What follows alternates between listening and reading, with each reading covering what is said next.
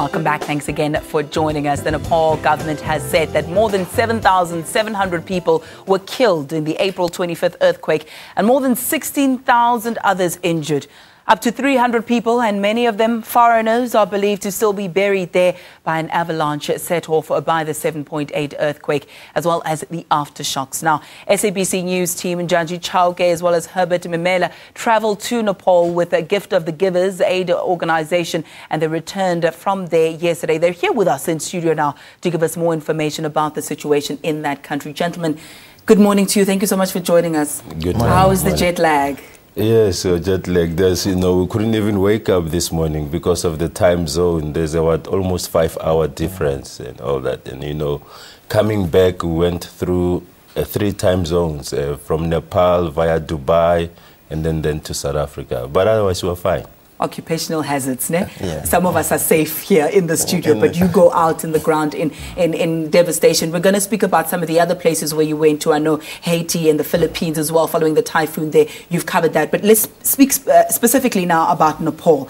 There were some aftershocks when you went there. So it was a reality that you could be injured, and yet you went there nonetheless. Tell us about that experience. Yeah, I think when an assignment like this breaks somewhere in the world, I remember on that Saturday evening when the story broke, I couldn't sleep. Even though now I'm in the assignments desk as an assignment editor, but my journalism instinct just kicked. I wanted to be out there.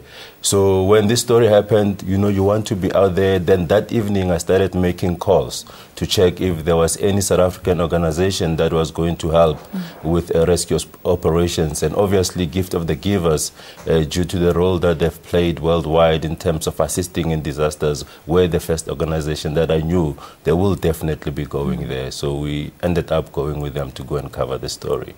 Herbert, you are behind the camera, and we know how visuals can speak. Sometimes you hear of the devastation, but until you see the destruction on TV, it's very difficult to hit home.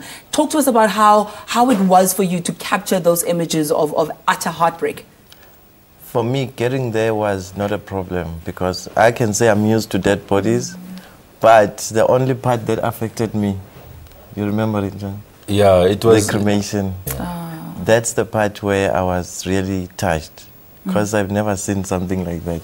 It was for the first time seeing something like that. Are you able so to many give us more bodies information? being cremated. They use wood, and what else do they use? It's wood. The body is covered. You see the body covered. They put it on top of wood, and then they bend the wood. The body, when the body bends, everyone is watching. You could see like about 10, 20 bodies lining up, waiting to be burned as well. Because I suppose it was also a culture shock for us. Even though South Africa is a very cosmopolitan, diverse country, but for us just to see it, we're seeing it right there. People being cremated, families crying, obviously having lost their loved ones. I remember when we got there at the temple, he couldn't film. I said, you know what, let's put our feelings aside. It's difficult to put your feelings aside, but I said, we have to get this. We have to capture this. At some stage, I mounted the camera. And when I was ready to take a shot, I was like, I can't do this. The sights, the sounds, the smell. The smell. The first thing families. was the smell, yeah. Yeah. And most of them don't cry. I don't know whether they get used to this idea of cremating, but for us it was just different. The smell is something else. There were also some hurdles along the way, we understand, for Gift of the Givers. When they arrived there initially, they couldn't come with all of their supplies all at once. So there was a couple of days where you just had to wait and couldn't help as much as you'd like to. Speak to us about some of those. Yeah, because we flew via Singapore, and then I think the priority was to get the humanitarian aid, things like medication to the people that were affected by the earthquake. So in Singapore, they had to... most of our bags had to be left there because we had to make space for the medication and other important supplies. And then including our bags, our luggage, they had to be left there. Probably most of the viewers saw me on TV wearing the same T-shirt because we didn't have the clothes with us, for a couple of 3 to 4 days, And then I think other challenges, well, normally gift of the givers, when they go on a mission like this, they are given priority as a South African organization. But this time around, it was very difficult. There's too much red tape, and then, you know, we're talking here about also the politics of national disasters.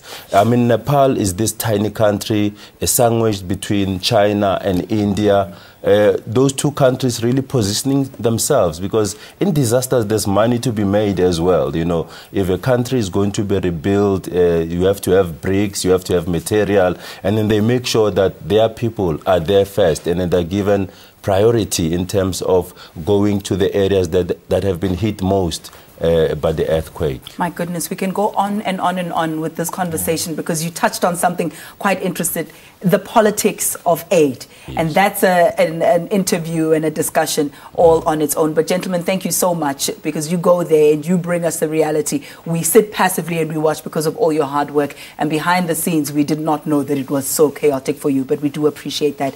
And thank you so much for joining us this morning, especially since you are so jet-lagged. Waking up must have been a bit of a mission. We'll have to leave it there, at least for now, and take a quick ad break.